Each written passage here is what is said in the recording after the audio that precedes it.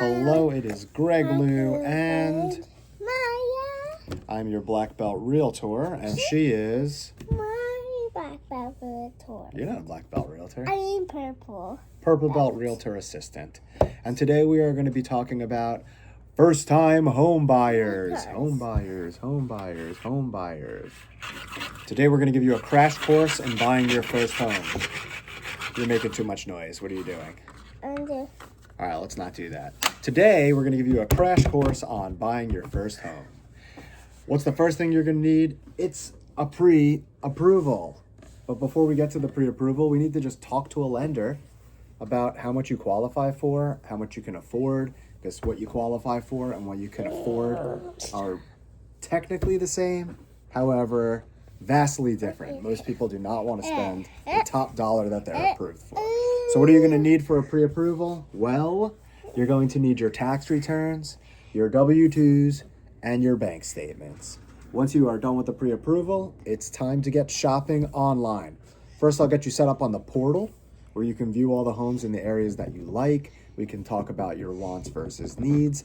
Then comes the fun part. We go shopping. Then we write an offer, and then we go under contract. Once we're under contract, there's a bunch of things we need to do. We need to deposit your earnest money deposit, which you'll learn about later. We're going to do home inspections, which we could talk about later as well.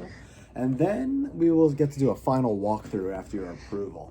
And we could talk about that a little later too, because this is the crash course on your first-time home buyer video thing with Greg Lou, your black belt realtor, and...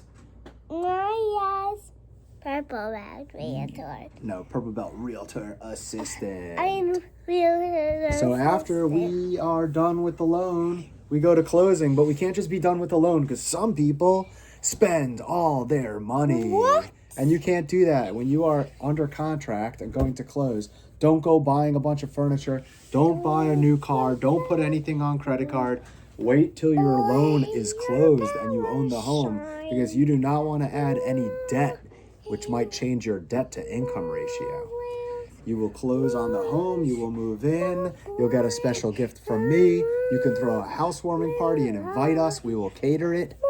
And now I think we should debunk some myths. What are some myths that people think? Myth number 1.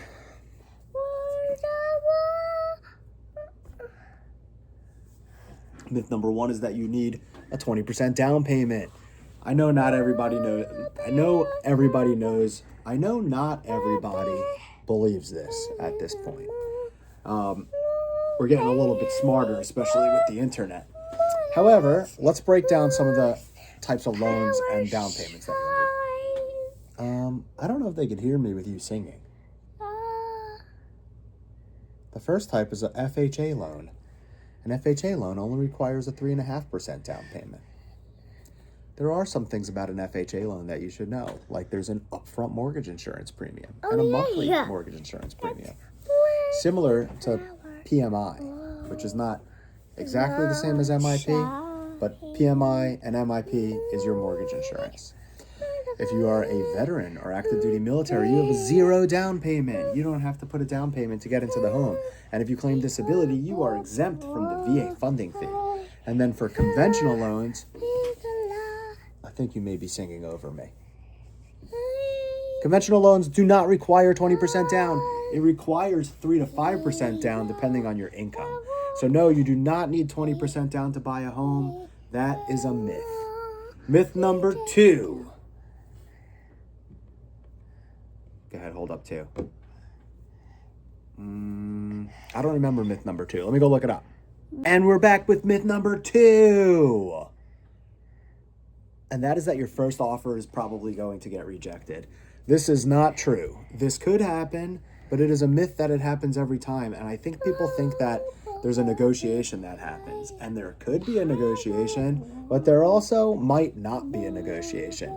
If you are buying a house that has a lot of people interested on it, there will be multiple offers. And your only chance to win it is to be the winning offer, the best offer, the one willing to pay the most for the house. So if you come in guns blazing, you love the home. It's great singing. Then you probably will not get it rejected. You will probably win it. There's a good chance you don't win it too. But it doesn't mean your first offer is going to be rejected. I've had so many people win their first offer. I will say that if it is a buyer's market and there's a ton of listings, it's very likely that if the home's sitting for a week, 2 weeks, 3 weeks, you're going to be able to negotiate. So yeah, maybe the first one will get rejected, but you'll be able to negotiate. However, hot homes, you'll probably get it accepted if you've got the top offer. Myth number 3. Do you remember myth 3?